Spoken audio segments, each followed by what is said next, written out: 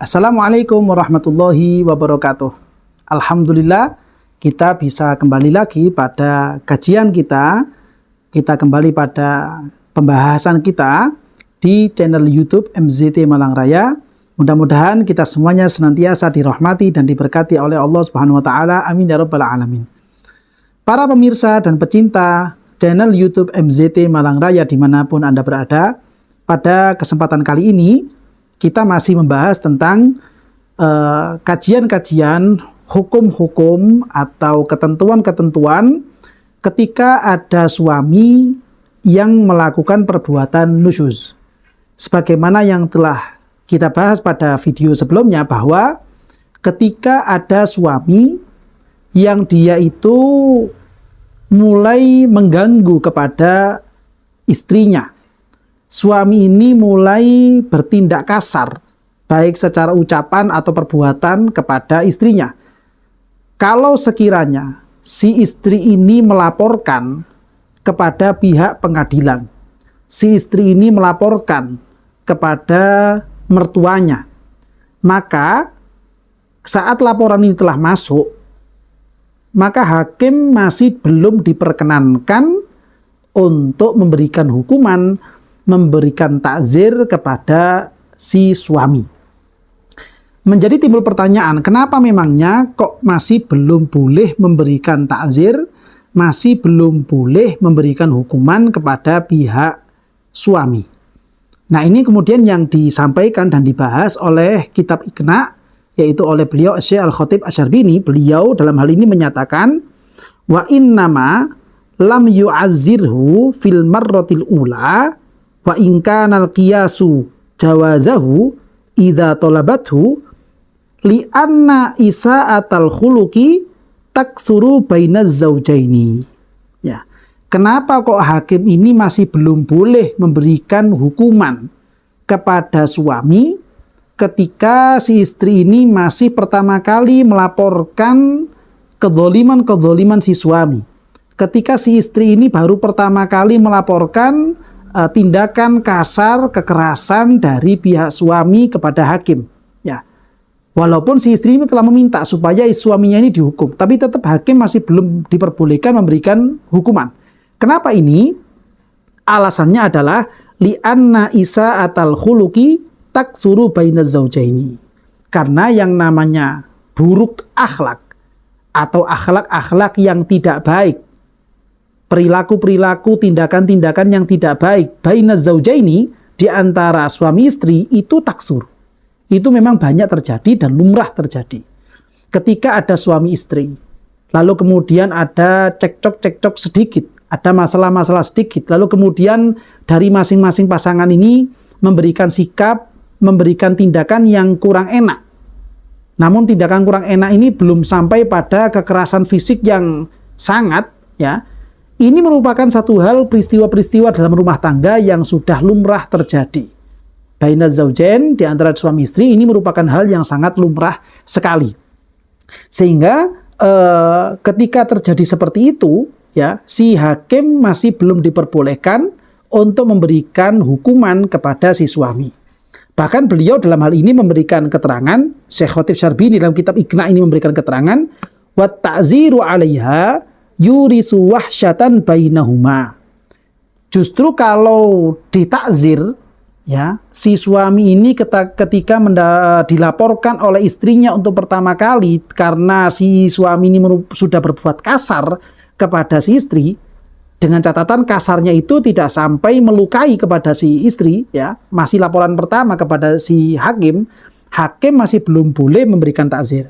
Karena dikhawatirkan kalau takzir ini diberikan kepada suami, justru itu bukan memberikan solusi, justru itu bisa memberikan kekeruhan di antara mereka berdua. Si suami itu merasa dilecehkan, si suami ini merasa direndahkan ketika dia dihukum karena telah berbuat kurang enak, kurang sedap kepada si istri. Si suami dikhawatirkan akan timbul perasaan seperti itu. Jika sampai timbul perasaan seperti itu, dia akan semakin tidak cinta, dia akan semakin tidak sayang kepada istrinya. Dia akan semakin anti dengan istrinya. Ini yang tidak diinginkan oleh pihak pengadilan. Sehingga karena memang kondisinya itu berdampak seperti demikian, khawatir akan menjadi seperti demikian, oleh para ulama, terutama di sini yang kami pegang keterangannya adalah Syekh Bujairomi, ya, ketika terjadi seperti itu, disunnahkan, dianjurkan. Apa yang disunahkan? Wa yusannu laha istiqafuhu bima yuhib. Ya, disunnahkan bagi istri ketika si suaminya ini sudah diberikan peringatan, ya, sudah diberikan SP1 misalkan oleh si hakim, peringatan sudah turun, ya. Si istri ini mengambil tindakan, disunnahkan, dianjurkan mengambil tindakan supaya mengambil hati, berupaya mengambil hati si suami. Ya, berbuat lembut, berbuat sayang kepada suaminya, atau mungkin bermanja-manjaan dengan suaminya, mulai dengan perbuatan apa saja lah yang sekiranya itu bisa menyenangkan hati si suami. Supaya apa? Supaya kondisi rukun, kondisi nyaman, kondisi damai bisa kembali lagi di tengah-tengah rumah tangga. Hal ini juga berlaku sebaliknya. Jika sekiranya si istri ini mulai tidak nyaman, si istri ini mulai berpaling dari suaminya, karena misalkan tipe atau peringainya si istri ini tipe perempuan-perempuan yang akhlaknya mohon maaf kurang baik misalkan. Dia tipe-tipe perempuan yang kaku, perempuan-perempuan yang tipenya itu sulit untuk diberikan masukan ataupun nasihat, misalkan seperti itu misalkan, ya. Maka si suami ini juga disunnahkan. Ya, disunnahkan untuk apa? Berupaya mengambil hati si istri ini. Supaya dia bisa menjadi lunak, dia bisa menjadi sayang, dan tidak berpaling lagi dari si suami. Ini merupakan hal-hal yang sangat dianjurkan sekali oleh syariat kita demi untuk menjaga yang namanya sakinah, mawaddah, warahmah di tengah-tengah rumah tangga. Karena memang kondisi suami ataupun istri, ya, ini tidak semuanya akan baik-baik saja. Tergantung dengan peringainya masing-masing. Tergantung dengan wataknya masing-masing. Tergantung dengan kepribadiannya masing-masing. Bahkan itu juga terlatar belakangi dengan tergantung pola pendidikan yang mereka terima masing-masing. Kalau sekiranya si suami misalkan mendapatkan latar belakang pendidikan yang baik, dari keluarga yang baik-baik, dan dulu belajarnya pun juga baik, maka insya Allah akan bisa memberikan dampak sikap yang baik kepada istrinya juga.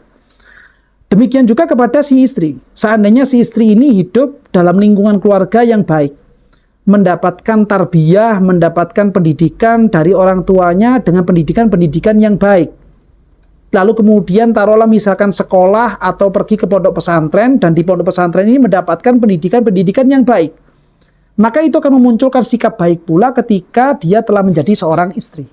Sehingga ketika dia menjadi istri, dia juga akan mampu menampakkan, memancarkan perilaku-perilaku yang baik kepada suaminya. Seandainya terjadi masalah pun, itu merupakan suatu hal yang lumrah. Berbeda dengan kondisi suami yang mohon maaf, mungkin dari keluarganya dulu kurang mendapatkan pendidikan. Dari keluarganya dulu mohon maaf kurang mendapatkan pengawasan. Terkesan liar, terkesan banyak pembiaran-pembiaran dari pihak keluarganya. Atau mungkin mendapatkan pendidikan formal atau non formal yang di situ juga mendapatkan perilaku-perilaku yang tidak baik. Yang itu semuanya akan berpengaruh dengan watak mental dari si suami ini ketika dia sudah dewasa. Maka ini juga akan memberikan pengaruh, si suami akan mudah memberikan tindakan-tindakan yang kurang sedap, si suami ini memberikan tindakan-tindakan yang kurang baik kepada pasangannya. Sama juga dengan si istri juga akan berlaku seperti itu. Oleh karena itu, dalam pembahasan-pembahasan sebelumnya yang telah kita bahas ketika ada laki-laki ataupun perempuan yang ingin melakukan pernikahan, sangat dianjurkan untuk mencari pasangan-pasangan yang mana mereka ini adalah orang-orang yang mengerti tentang agamanya, mengerti tentang aturan-aturan syariat, mengerti tentang bagaimana akhlak-akhlak yang baik, mengerti tentang bagaimana adab dan sikap yang baik. Dan itu kemudian diamalkan dalam keseharian-kesehariannya. Tipe orang-orang seperti inilah yang sangat dianjurkan oleh syariat, sangat dikedepankan oleh agama kita supaya mereka bisa menjadi pasangan hidup kita masing-masing. Jangan kita malah tertipu, kita malah terperdaya hanya fokus kepada mohon maaf dari sisi fisik belaka, dari sisi finansial belaka. Karena yang namanya orang suami istri, mereka pasti mau tidak mau akan tinggal satu rumah. Mereka akan tinggal satu kamar.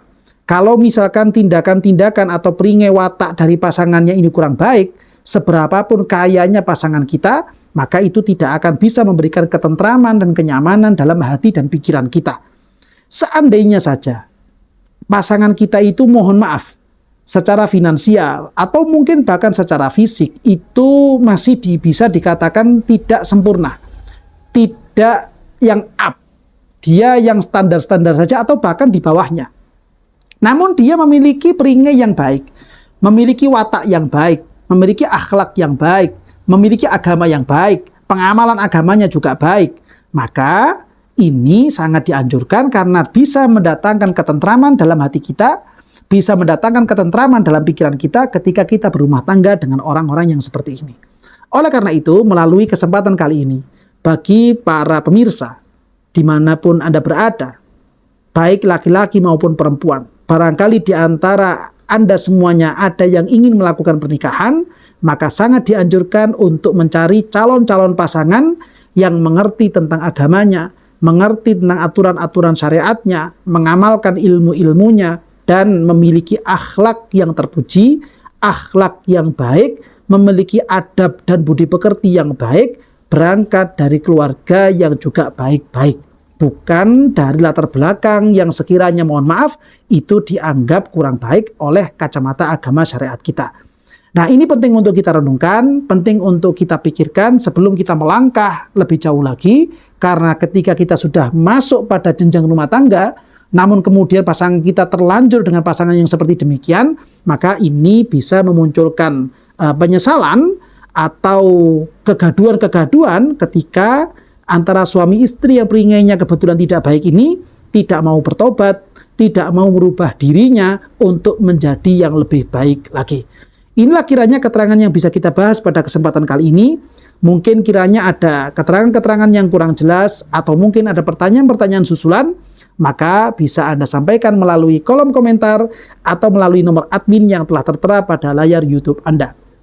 Mudah-mudahan kita semuanya senantiasa dijaga dan dilindungi oleh Allah Ta'ala, dan keluarga kita senantiasa dijadikan keluarga-keluarga yang penuh dengan sakinah, mawaddah, warahmah. Amin ya rabbal alamin.